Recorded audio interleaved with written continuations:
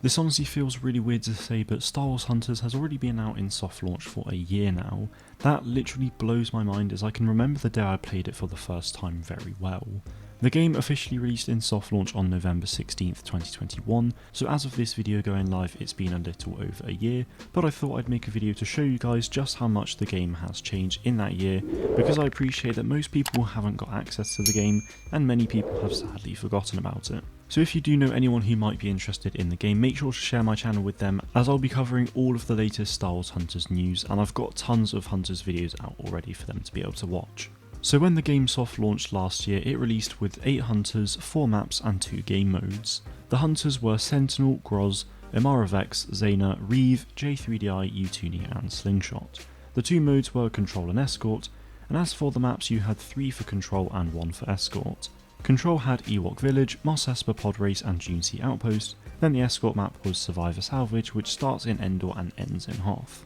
Obviously that's not a crazy amount of content, but this was of course a soft launch, so things were being tested, data collected and so on. Moving on then, December 6th brought us the gameplay trailer, so my expectation was the game was going to release somewhat early into this year, with it being in the first half of the year at the very least, though obviously we now know that not to be the case. Just over a week later we were introduced to the first update to the game, which added a new progression system. At the start there was pretty much no way to level up or do much besides your player level, but then this progression system added in progression for your hunters, which allowed you to level up your hunters and gain rewards like ability modules and cosmetics. That same system is still in place today, which is really nice to see, albeit it has had some refinement. Fast forward 2 months and it was time for the next major update for the game. This was and still is the biggest content update we've had thus far. Before we get to that though, the 2 new hunters that were added to the game via this update were announced on February 14th, and they are Scorer and Sprocket. 2 days later on the 16th we then got the update that added Sprocket and Scorer, along with a brand new mode which is Hutball, and 4 new maps, 3 for Hutball with the Ridge, the Gauntlet and Highline, then 1 map for Escort with Gorax Hunt, which starts in Tatooine and ends in Endor. After that we didn't get anything for a while, but a series of social media posts led me to believe that the game would release in May or June, but unfortunately that wasn't the case. In May though we did get a brand new update which added the ability to jump whenever you wanted, and honestly it improved the game a lot as it opened up more areas to play and just makes the game feel smoother and less restrictive. The following week the first ever Battle Pass launched, which introduced new skins.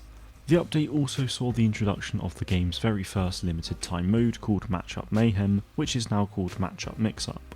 In that mode you play the game as normal, however you don't get to choose which hunter you play as or what skin you use for that hunter. We then had a pretty quiet summer with some unfortunate news. The good stuff was that on June 13th and July 27th we got new battle passes to grind for, which is always very exciting, although by June they had renamed the battle passes to arena passes, which suits the game better for sure. Unfortunately though, on July 18th the game was delayed until an undisclosed date in 2023.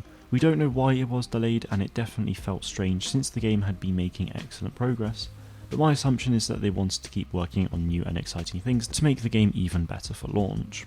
After that things were pretty quiet for a while, until the last big update, which was on October 11th, where a new game mode was added along with a new arena pass, nighttime variants of a couple of the maps, and a bunch of other changes. Squad Brawl was the new mode, which is essentially team deathmatch from other games most commonly seen in first person shooters, and it's a really enjoyable mode.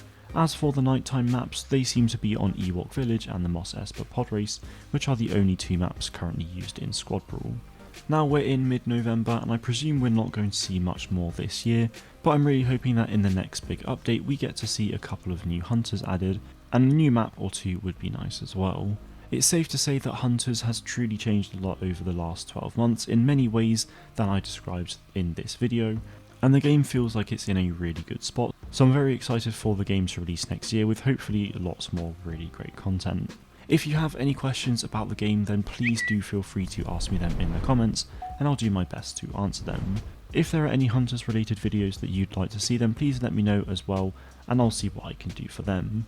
Anyway guys, make sure you're subscribed to the channel to stay up to date with all the latest news. Thank you all very much for watching, and may the force be with you always.